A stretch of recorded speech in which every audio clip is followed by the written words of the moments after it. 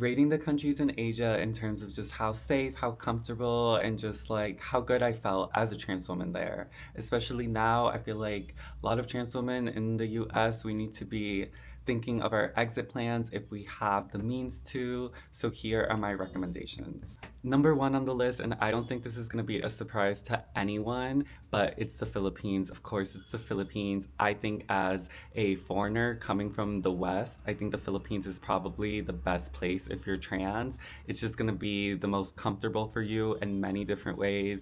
The people there are so accepting. Everyone knows what trans is. However, the culture there, you will be getting clocked no matter how fish you think you are. They will clock you, girl. So just be prepared for people to constantly be asking you if you're trans, if you're ladyboy. It's completely normal and it's going to take a minute to adjust to this new culture, but it's not a thing to be ashamed of there.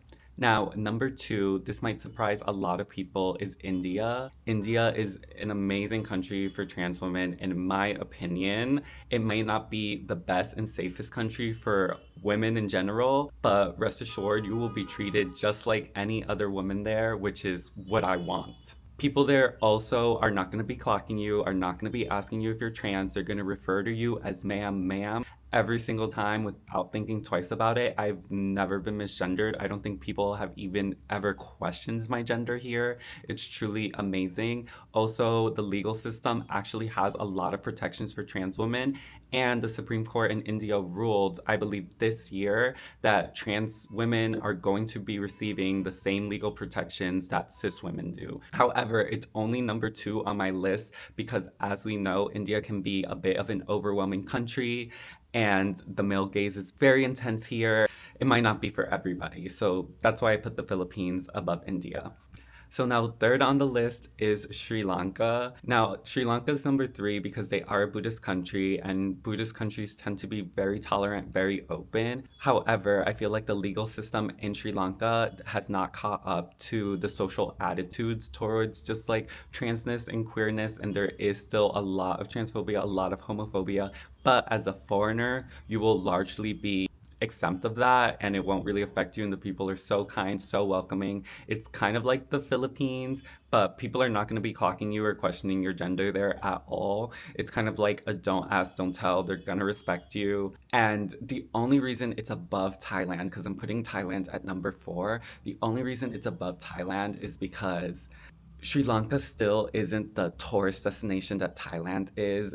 The amount of foreigners and Europeans in Thailand is really like mind blowing. They're just everywhere. And as we all know, Europeans are the original transphobes. They are the colonizers. They are the reason why most of the world is hateful and transphobic towards trans people. And many countries would probably be way more tolerant, way more open if it wasn't for Europe. So I personally try and avoid Europeans unless I really feel like safe with them. I really feel comfortable with them. Most of my transphobic and like hateful experiences traveling the world alone has come from Europeans.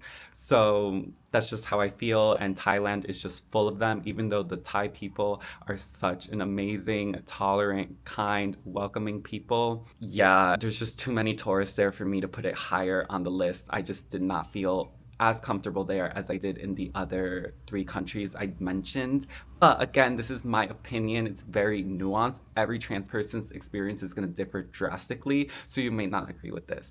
Now, number four on the list is Japan, and then number five is Korea. And I feel similarly in terms of my experience there in Japan and Korea. And Japanese people are pretty like they mind their business, okay? Like they're not worried about you, like they mind their business. There are also a lot of foreigners there, and I had a really bad experience in Japan with the foreigner there, and I actually had a really bad experience with a Japanese man in Korea where he like was hitting on me. We hit it off, told him I was trans, and he literally like verbally abused me really really badly. But I still put it ahead of Korea because I feel like the overall population is just more, I felt like less objectified and fetishized in Japan than I did in Korea. I felt like in Korea, first of all, I think they just see Latinas in general as like objects, and a trans Latina is just really, and then just Koreans, I just think are just really just, I don't know, like, ugh. I spent a month in Korea, you guys. I spent an entire month, so I think I know what I'm talking about. but also my experience in Seoul versus Busan greatly differed. But I just personally think in either Japan or Korea, it's gonna be really hard to develop like deep friendships and deep connections. And I can see loneliness becoming a really big problem there. People just adhere to the status quo way too much in those countries for a trans woman to ever feel comfortable there. Those are my ratings. Let me know what you guys think. And yeah, I would recommend the Philippines or Sri Lanka or Thailand.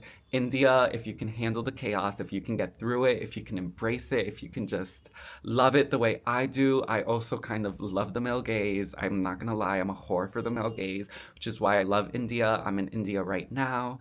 So yeah, but I wouldn't recommend India to people. I would say go to the Philippines, see how you feel, and if you're feeling good, maybe venture out and try India, but definitely try Sri Lanka.